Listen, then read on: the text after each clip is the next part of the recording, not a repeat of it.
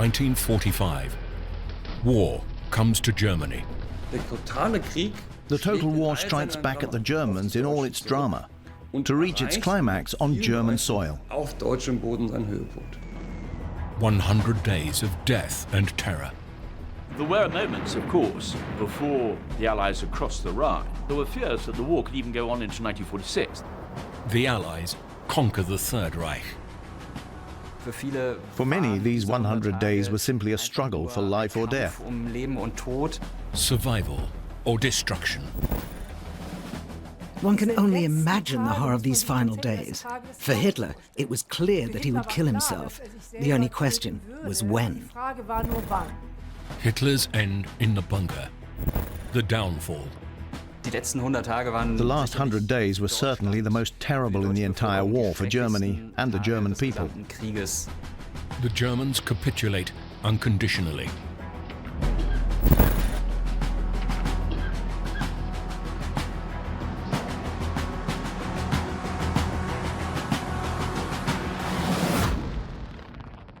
January 28th, 1945, still 100 days before war's end.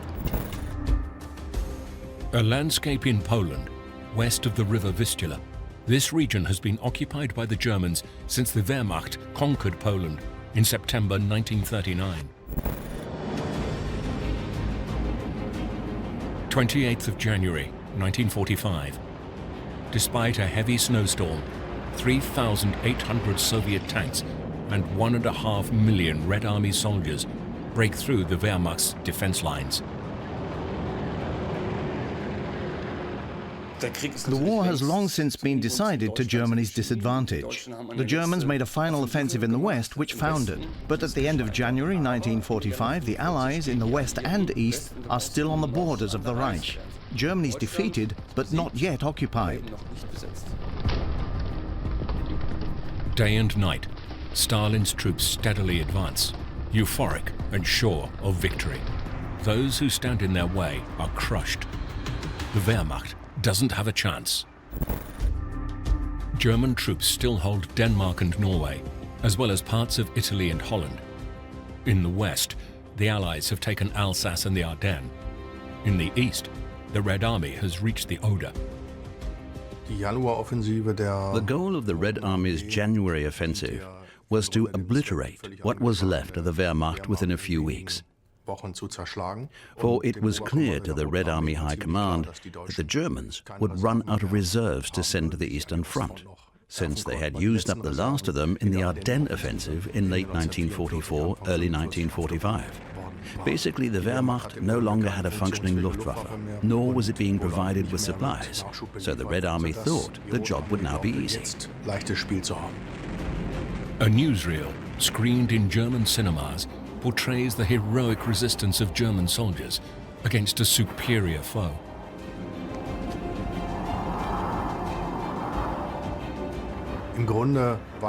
Basically, the Wehrmacht had only one remaining unit that was able to resist attack. It was still relatively good at that, militarily, compared to the Red Army, but was no longer a serious enemy.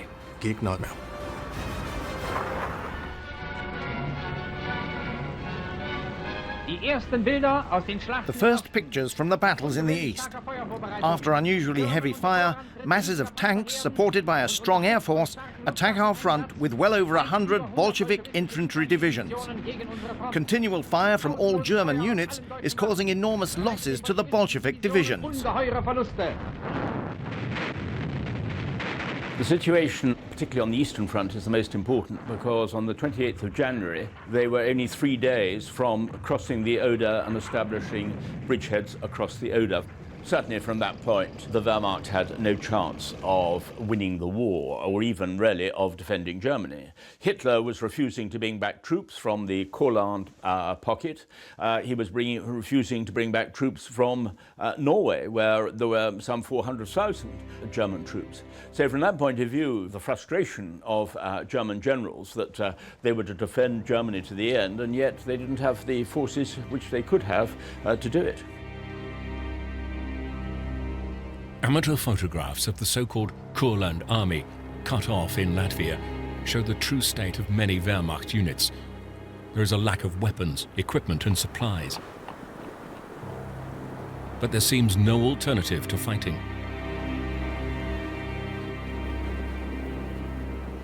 From a rational point of view, it's difficult to understand why the soldiers continue to fight.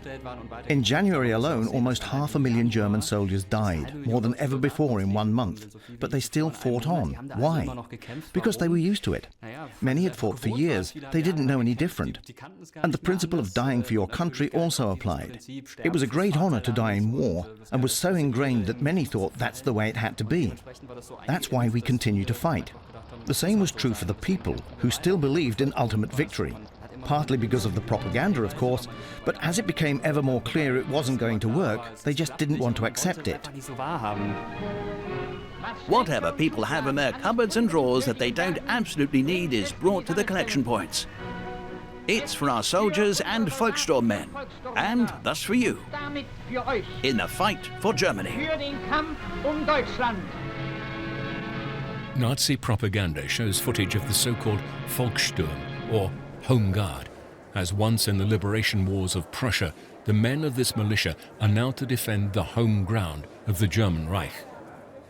I believe that the Nazi leadership already knew that the war was lost. The question now is what to do. Surrender is out of the question. So once again, all reserves must be mobilized. But what was still left? Only the old. That's all. No more weapons and not a chance.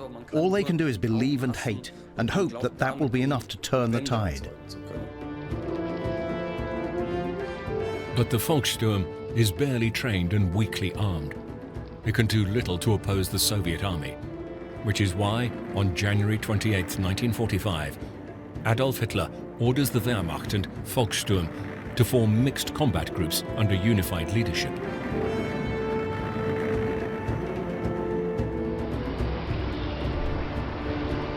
Panic is not yet rife in the cities along the Oder. According to a military propaganda report on the mood of the people, The rapid Soviet advance at first seems overwhelming. It should be noted that the population is not yet aware of the strength of the advancing troops. in Breslau, Gauleiter Karl Hanke turns up with Ferdinand Schörner, a National Socialist fanatic. General Schörner, Hitler's favorite commander, was basically talking about strength through fear, and already this sort of terrifying series of executions of deserters and anybody who retreated without orders was starting to begin. Nevertheless, many soldiers and Volkssturm men decide to save their own lives rather than die for Hitler, preferring to go into Soviet captivity.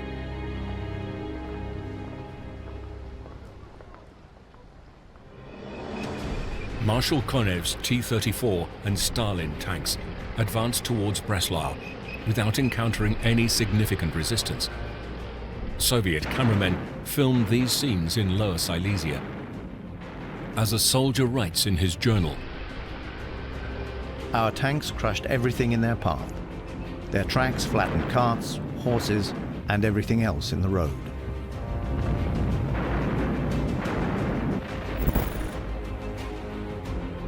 Understandably, reports from the refugees are depressing, yet some of them, despite their experiences, express confidence that the Führer will soon return them to their homes.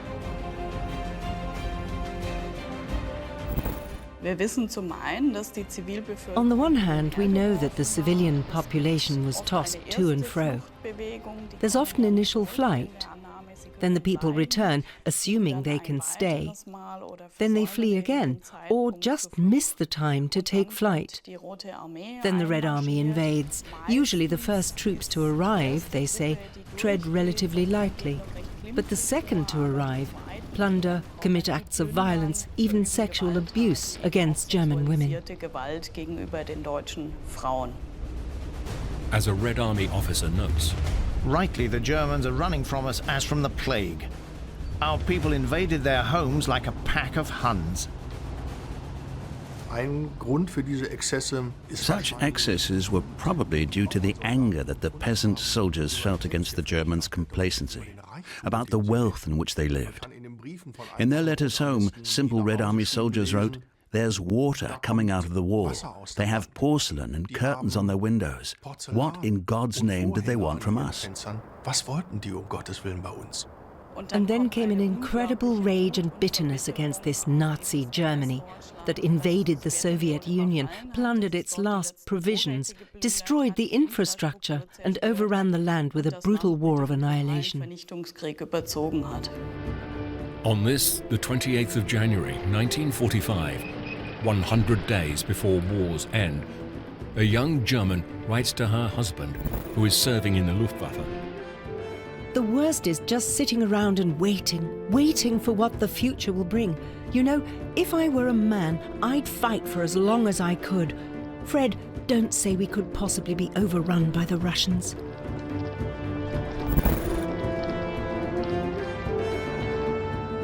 In Moscow, Joseph Stalin seems satisfied with the Red Army's major attack. Only rarely does he interfere in military decisions. Konev's forces basically knew their order was to advance as far as possible, to cause absolute confusion, and basically to panic the German forces into a retreat. Stalin, when he briefed Marshal Konev, had pointed to Silesia and put a circle around it with his finger and said, gold. Basically, the order was, do not destroy the industries. Near Krakow, the chemical factories of IG Farben also fall into the hands of the Red Army. As they advance, a reconnaissance patrol discovers a campsite with hundreds of barracks, fenced in with barbed wire. Its name becomes the symbol of the Holocaust, Auschwitz-Birkenau. On the 28th of January 1945, a hastily summoned camera team takes the first aerial shots of the site. A Soviet commission inspects the barracks. Of the once 58,000 inmates, only 8,000 are still in the camp. Too weak to be transported, they had been left to die.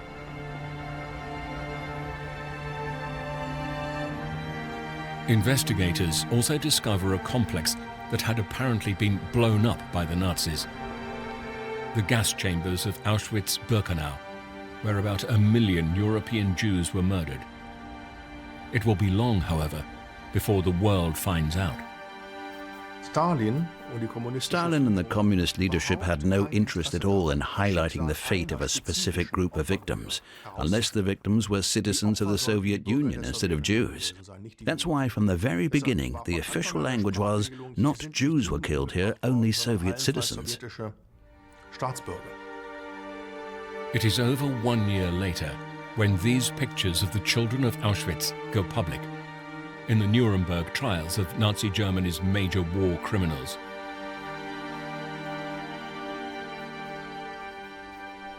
January 29th, 1945. 99 days before war's end. The Hürtgen Forest, west of Aachen.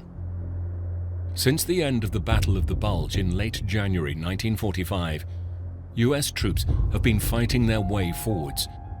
In impassable terrain, progress is slow. Bitter warfare has been raging here for months. More than 20,000 lives are lost. Now, US units are massing to push further into Hitler's Reich. The Wehrmacht's resistance has not yet been broken, but time and again, entire units surrender. The commanding general reports to the headquarters. The soldier in the West has had his fill of war. In the West, the Allies have liberated parts of Holland and crossed the border of the Reich at Aachen. The front line runs farther south through the Eifel region. The next major target is the Rhine. Dwight D. Eisenhower, Commander-in-Chief of the Allied Expeditionary Forces, knows that the Wehrmacht is hardly able to move and of low combat strength. Nevertheless, he chooses to advance carefully and step by step.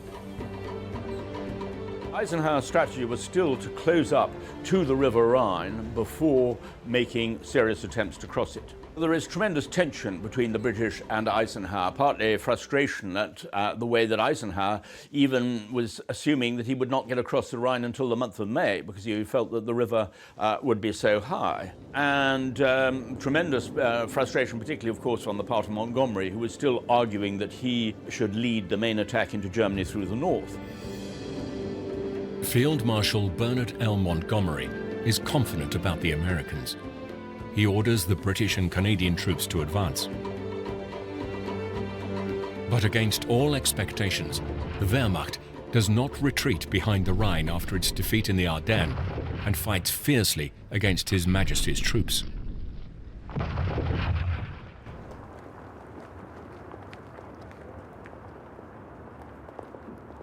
The Nazis use leaflets to incite the Rhineland to fanatically persevere. Against the intentions of our enemies, there is only one thing. Fight to the death with all means, with every weapon, with the last of your strength. In London, the British politicians are condemned to inaction. Prime Minister Winston Churchill has no influence on Eisenhower's military decisions. However, he intervenes time and again. In this wartime alliance, the Americans were the dominant partner. Usually they got their way. And I think a lot of the friction between Montgomery and Eisenhower arose from the fact that these were two alpha males who, however, had very different sort of armies and power potential behind them. Churchill's role, I mean, in a sense, he accepted that Eisenhower and the Americans were the dominant people. He tried to manipulate them into adopting ideas of his own, but he wasn't always successful with that. The War Cabinet meets in the bomb-proof war rooms under the Foreign Ministry. For the British capital is still threatened by the so-called wonder weapons, which claim numerous lives in London. Especially feared are the V1 and the V2.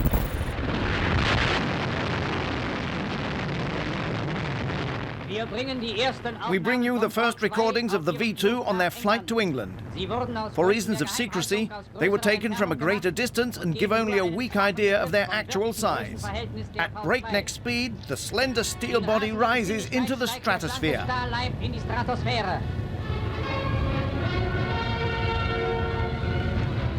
So-called retaliatory weapons are to turn the tide. The V2 catches its victims completely by surprise at supersonic speed. Nazi propaganda shows footage of older men training with bazookas. The Germans are nevertheless insecure. Rumors.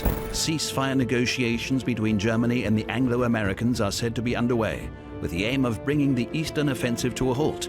The Führer has been given an ultimatum to capitulate by January the 31st, 1945. Otherwise, Germany would be crushed.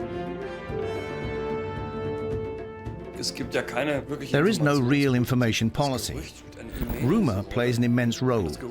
And rumor is interesting because it shows what is considered possible. The hope for miracle weapons, or all kinds of perfidious plans of the Allies.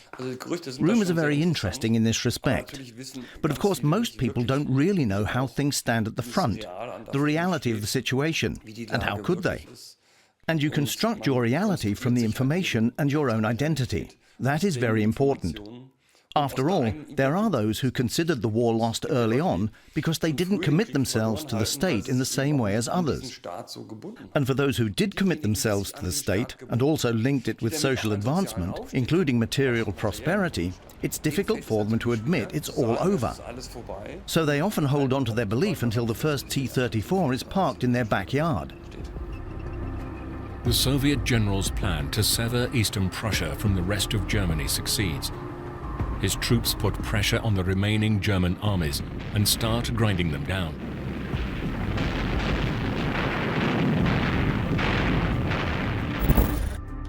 The Red Army has meanwhile conquered large parts of East Prussia and is marching towards Königsberg. Only the harbour in Pillau and the frozen Vistula Lagoon offer the possibility of escape. The Nazis have banned all evacuation. High-ranking party leaders are secretly making a bolt for it and leaving the people to their fate. Millions flee, far too late, and in utter chaos.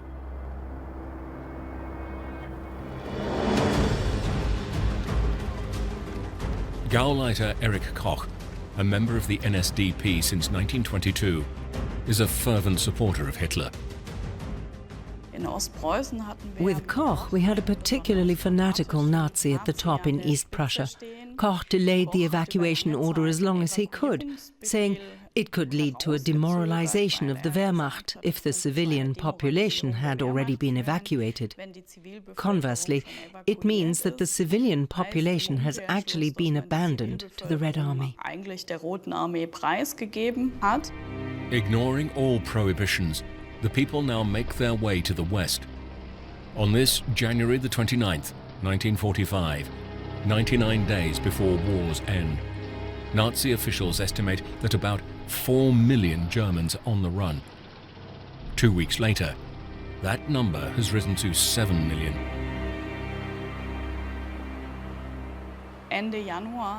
At the end of January, the cross-country escape route is blocked in East Prussia. The civilian population has only two options. One is to try to make it to the harbours and catch one of the ships that will take them to the west, and the other is to flee across the lagoon in horse-drawn carts. We know from eyewitness accounts that this was a highly dangerous route, for as soon as one moved from thicker to the thinner layers of ice, there was the danger of it cracking. Horse-drawn wagons fell through into the freezing water, and people also died. January 30th, 1945, 98 days before war's end. The destination of most refugees is the Baltic Sea coast near Danzig. Here in January 1945, the war is still far away, and in the ports, people are hoping to find passage on a ship that will take them to a safer part of the Reich. At this time, Nazi propaganda circulates footage of transports across the Baltic Sea that appear to be orderly. In the ports themselves, conditions were, of course, chaotic. They weren't equipped for the arrival of such large numbers of people in such a short space of time. And those who came were, naturally, desperate. Whenever a ship docked, everyone fought for a place, if not for themselves, then for their children, and there must have been some really turbulent scenes. All available vessels are ordered into port. On this day, the Wilhelm Gustloff is also moored in Gdynia, near Danzig. The Wilhelm Gustloff, a former Nazi Kraft durch Freude, strength through joy cruise liner, was later converted into a hospital ship. But then, like so many other things, it was requisitioned during the war as a troop carrier. But on this day, there were predominantly refugees on board to be brought to safety. As a cruise liner, the Gustloff was equipped to take no more than 1,500 passengers and 400 crew. But on this, the 30th of January, 1945, there are almost 10,000 people on board. Shortly after 3 p.m., the British Secret Service reports that the Wilhelm Gustloff has left Gdynia. From the fortress Breslau, the capital of the Gau-Silesia region is a bulwark against the Bolshevik onslaught. The people of Breslau are called upon by its Gauleiter to defend the city to the last man. Manpower and bazookas stop every tank. Silesia's capital makes propaganda-ready preparations for the Red Army attack. Breslau is defended by 24,000 Wehrmacht soldiers and the men of the People's Army. Anti-tank barriers are prepared to make the impossible possible. Those who refuse to follow orders are punishable by death.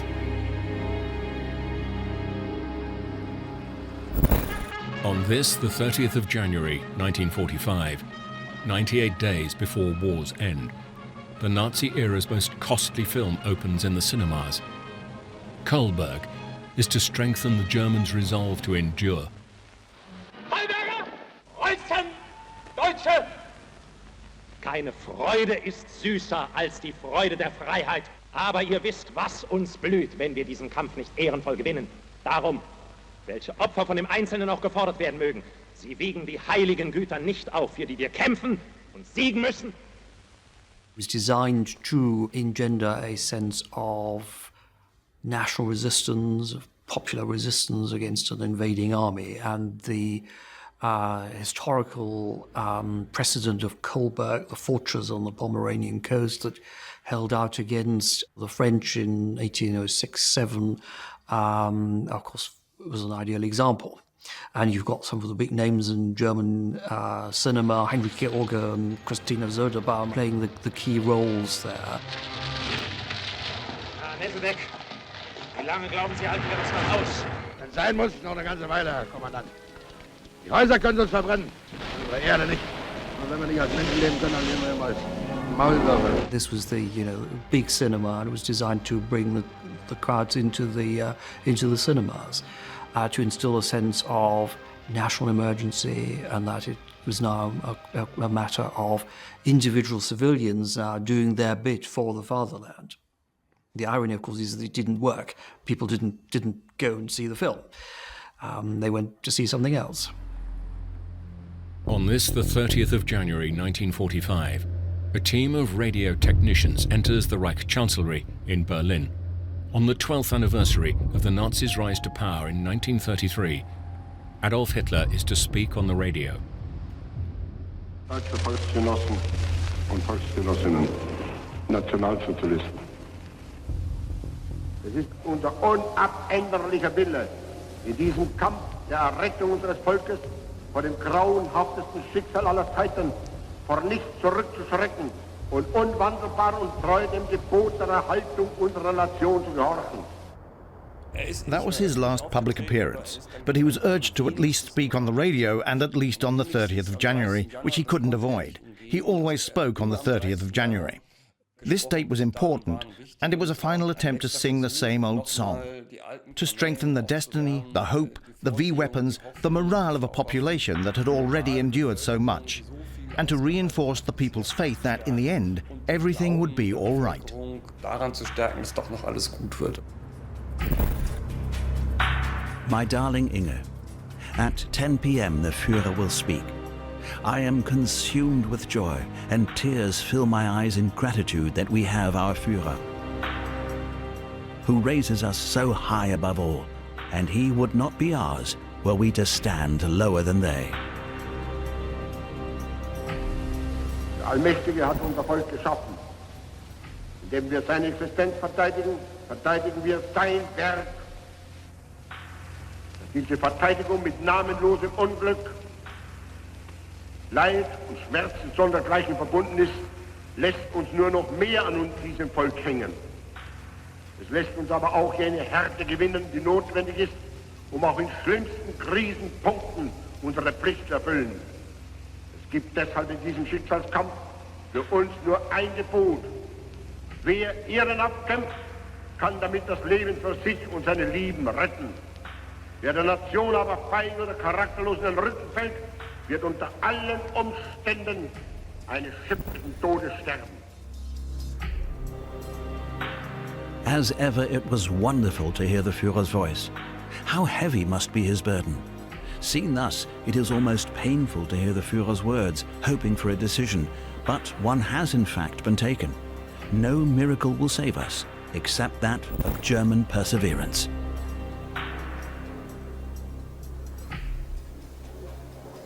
The dictator's speech is heard by Germans throughout the Third Reich, even on the Wilhelm Gustloff. Although the captain of the former cruise ship is aware of the danger from Soviet submarines, he has decided against a coastal route. With approximately 10,000 passengers on board, the ship must sail through deep water. Shortly after the end of the radio broadcast, a Soviet submarine approaches. The ship was struck by 3 torpedoes and sank within a very short space of time. And there must have been dramatic scenes on board. There were people below deck who couldn't get out. There were people trapped in the ship's swimming pool, mainly nurses, who couldn't get out. The deck was iced over. Lifeboats were frozen. It was the middle of winter, of course. The Baltic Sea was freezing cold, 2 degrees. Anyone who fell into the water died instantly. Survivors say they don't know how they did. There was little chance of getting through it in one piece. Those who didn't drown froze to death. Stern up, the Wilhelm Gustloff sinks into the Baltic Sea. A horrific sight for the survivors, floating on the water in rafts and boats. It is over 2 weeks before the German people learn of the disaster. The newspaper, Nachrichten für die Truppe, News for the Troops, reports that the refugee ship sank within 15 minutes. 932 passengers were rescued. The number of dead is estimated at 7,000. Corpses were washed up on the coast of Gdansk Bay. Exactly how many victims claimed by the tragedy is still unclear. February 3rd, 1945. 94 days before war's end. The former anti-aircraft towers are the Rhine in Berlin. During World War II, the reinforced concrete blocks were to protect the city centre from British and US air raids. 12.8 centimetre twin guns are mounted on the tower, able to fire 28 rounds per minute.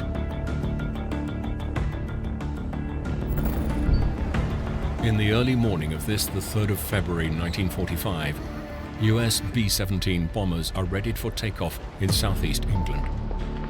More than 1,000 of these planes are to fly to Hitler's capital as part of Operation Thunderclap.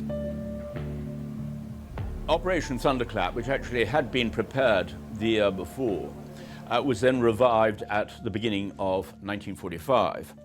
The idea was really to aim for marshalling yards and above all for main railway junctions. And this came partly at the pressure from the Soviet side because they were afraid that after the ending of the Ardennes offensive, Hitler was going to transfer most of his forces back to the Eastern Front. Never before had the Allies sent such a huge fleet of bombers to Berlin in broad daylight. But this time, the goal is a decapitation.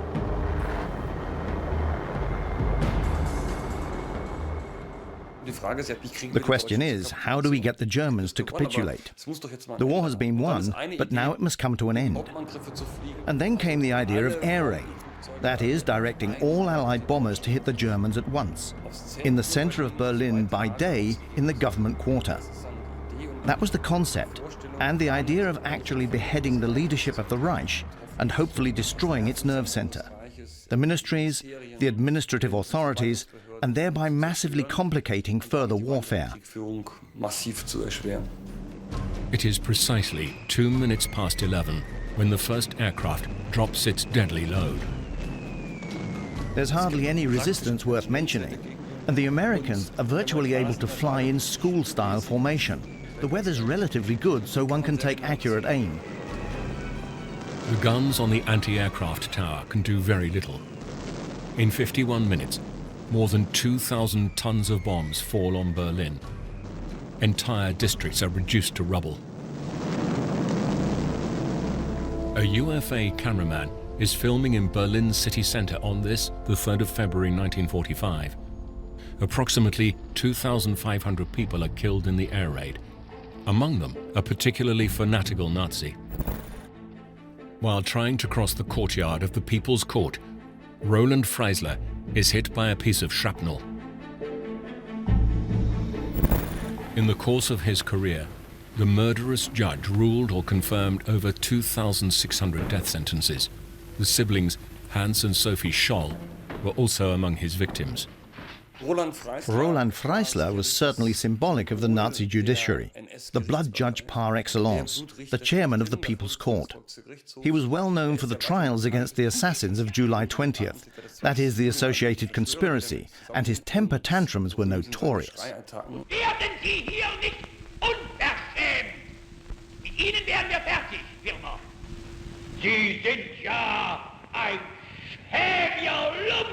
Freisler stands for a judiciary that is fully in the service of the system, that turns against all traitors to the people and is not sparing with the death sentence. One day before the air raid, Freisler passed 4 sentences, including that against Rüdiger Schleicher, the Assistant Secretary of State. His brother, a physician, is just on his way to court. Rolf Schleicher can only confirm the death of the executioner in judge's robes. A telegram to Reich leader Martin Bormann states, I hereby inform you that the President of the People's Court, Dr. Freisler, was killed in today's terror attack on Berlin.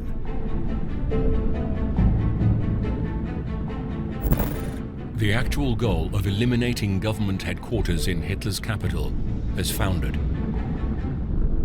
Instead, that same day, Berlin's Anhalter railway station is almost completely destroyed, according to a report by the Wehrmacht propaganda. The mood of the Berliners is solemn and despondent. They want to keep the faith and hope for a good end to the war, but can no longer find much cause for hope. Yalta, 3rd of February 1945. 94 days before war's end, Winston Churchill lands in the Crimea. The British Prime Minister is greeted by US President Franklin D. Roosevelt. They hope to negotiate with Joseph Stalin about the future. The wartime alliance, of course, was held together by one thing, and that was Adolf Hitler. So they had a common enemy, and that's what held this alliance together. So the objective number 1 was to win the war in Europe, then to win the war in East Asia. But it was also clear that Soviet interests and Western interests were not necessarily the same. It was equally clear that British interests and American interests were not necessarily the same. Churchill hopes that victory over Hitler will also be a victory for freedom. Yet he also knows that should Joseph Stalin assert his claim to Central Europe and the Balkans, then freedom in the eastern part of the continent will take generations.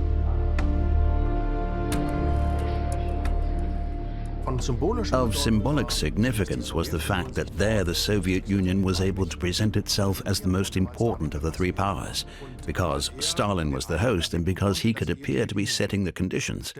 And this conference basically emphasized the Soviet Union's importance and significance as a participant, probably the most important in the war arena. The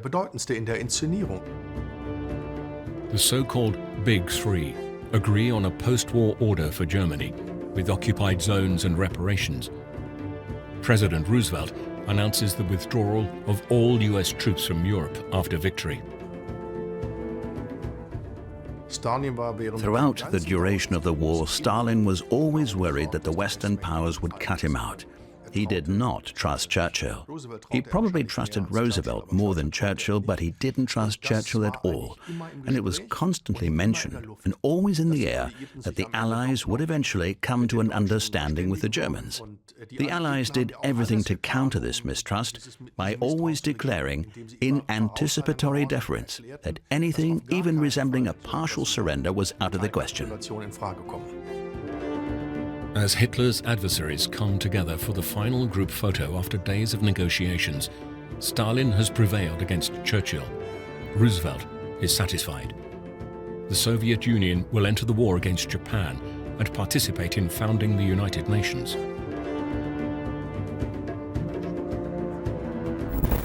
February 13th, 1945, 84 days before war's end. From the Oder floodplains, it is only 75 kilometers to Berlin. If the Wehrmacht does not make a stand here, the Red Army will soon attack the capital. Soviet units are holding a broad front on the Oder on this, the 13th of February 1945. They besiege Kustrin, Glogau, Breslau and Poznan. At the same time, the Red Army is advancing on Danzig. Hitler has ordered a counter-offensive, and so the newsreels repeatedly show footage of units taking up position. The Heeresgruppe Weichsel, or Vistula Army Guard, is mustered to thwart a Soviet attack on Berlin, but their commander-in-chief has little military experience. Hitler had started to become obsessed with the idea that he could not trust army generals anymore.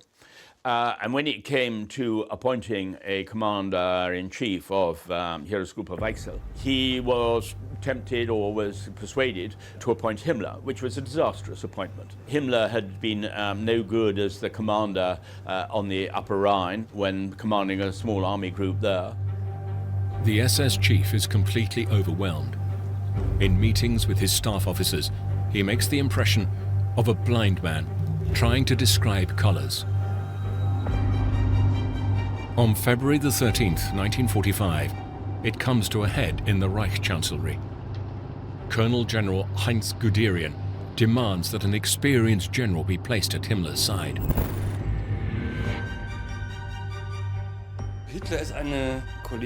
Hitler was a choleric personality who had great difficulty dealing with any opposition. And he naturally tried to convince his generals of a reality which they found difficult to dispute with objective arguments, and then somehow just accepted it. But Hitler was perverse and stubbornly clung to certain issues, which in the long run ultimately meant that the war was lost, which is what he didn't want to hear. The army chief of staff at the time, Heinz Guderian, was also choleric, and these two gentlemen clashed royally. Guderian was a man who didn't let Hitler tell him what to do. They swore at each other like troopers. After a 2-hour exchange, the dictator is beside himself, clenching his fists and flushed with anger. But Guderian stands his ground and finally prevails. As almost every day, Hitler inspects a model of the reconstruction plans for Linz, which was built especially for him in the Reichschancellery. This is where he'd grown up and where he planned to retire with Eva Braun after the final victory. But deep down, he knows that nothing will come of it. Hitler knew that he would die by his own hand.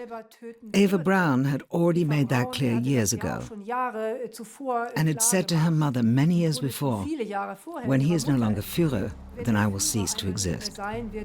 Basically, they had already planned their deaths. The only question was when. Eva Braun has been at Hitler's side for 13 years. In order to keep this from the German people, she avoids publicity at all costs. Officially, she works as a housekeeper at the Obersalzberg mountain resort near Berchtesgaden. Against the will of her, she came to Berlin from Bavaria in November 1944 and moved into an apartment in the Reichschancellery. Eva Braun is still celebrating. She's planning a party for her 33rd birthday. That's understandable in principle. But these are people who'd virtually put an end to their lives. At least she, Hitler, and some others. They knew it couldn't go on. So why not have another party? Eva Braun has made a will and bid farewell to her family and friends in Munich. 13th of February 1945. 84 days before war's end, almost 800 British bombers set course for Dresden. The crews have been told that the air raid will serve to destroy major transportation routes and assist the Red Army. No mention is made of the many refugees sheltering in the city.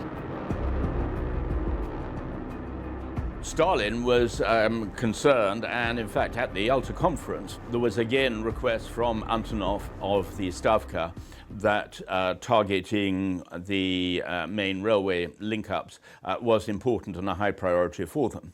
And that is one of the reasons why Chemnitz, Leipzig and Dresden were picked as targets during that particular period. At 21:45, an air raid siren resonates through Dresden. 3/4 of an hour later, from a height of 6 kilometers, an automatic camera films the dropping of high explosive and incendiary bombs. This time, there are no targeted strikes. Dresden is to be extensively destroyed. Within 15 minutes, the inner city is in flames. The next day, the US Air Force attacks with its flying fortresses. Then came one attack wave after the next, 4 in all within about 2 days. And there were more bombs dropped on Dresden than at any time on any German city, mainly incendiary bombs. That was the most devastating. Within a very short time, 3/4 of Dresden's old town was completely destroyed. Most brutal was the fire that spread so quickly. Those who fled to the air raid shelters, some of which were poorly ventilated, may well have suffocated. Those outside were sucked into the fire, hurled through the air, virtually melted on the street, and had little chance of survival. An internal report 4 weeks later puts the number of bodies recovered at 18,375 and the total number of casualties at 25,000. Nazi propaganda announces a much higher number to the press in neutral countries. A Swedish newspaper reports up to 200,000 casualties in Dresden. The official reaction from Great Britain: Dresden was, in reality, a bunch of munitions factories and a major transport hub. But it isn't anymore. Criticism got stronger after the end of the war, not actually during the war. And it was really only once the war was over and it became clear that there had been a significant number of civilian refugees also holed up in Dresden, that it became clear that the damage had not just been to military installations, but also to the civilian population. In the summer of 1945, an amateur filmmaker is shooting in demolished Dresden. Pictures like these substantiate the myth of a devastated city that was senselessly destroyed.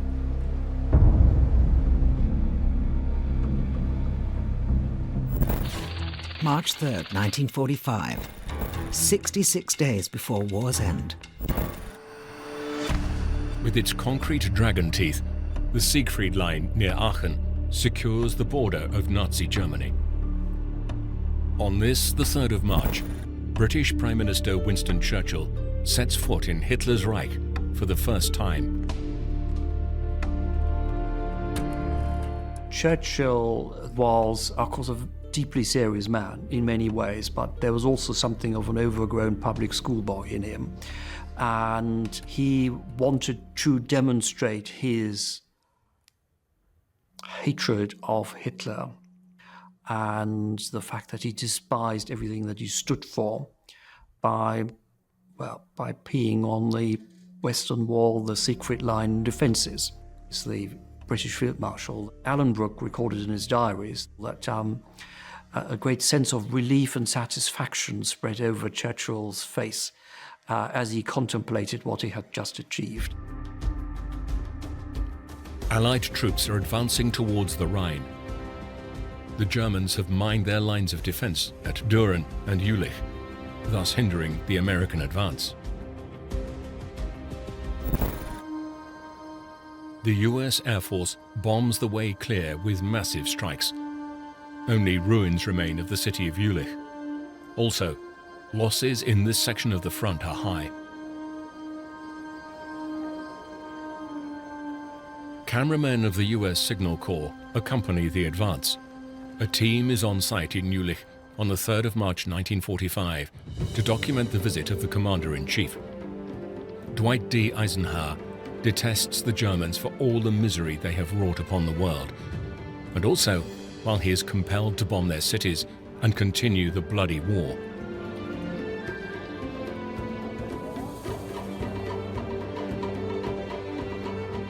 Eisenhower is determined to liberate the country, even against the will of its inhabitants. The Western Allies certainly want to do their bit in terms of defeating Germany, and they want to get to the heart of Germany as quickly as possible.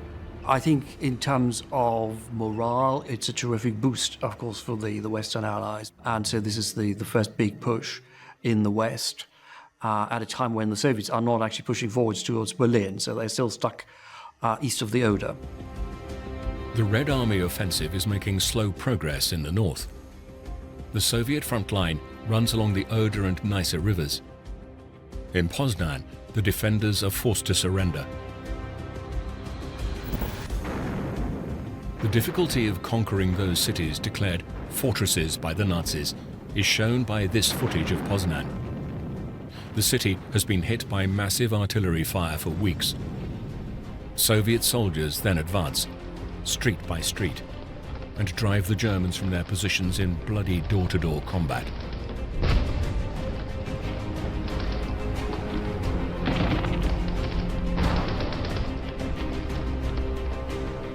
Only after 4 weeks of fierce battle do the defenders capitulate. Beyond the Oder waits the last Wehrmacht contingent. Its offensive against the Red Army has foundered. On this, the 3rd of March 1945, 66 days before the German surrender, Adolf Hitler visits his troops. Actually, an excellent opportunity to finally end the war with an assassination attempt on the commander-in-chief. The German generals, I must remember, were beholden to Hitler, partly because of their promotions, their medals, and above all the bribery to many of them with large amounts of cash and even estates. And therefore they were not in a position really to oppose Hitler.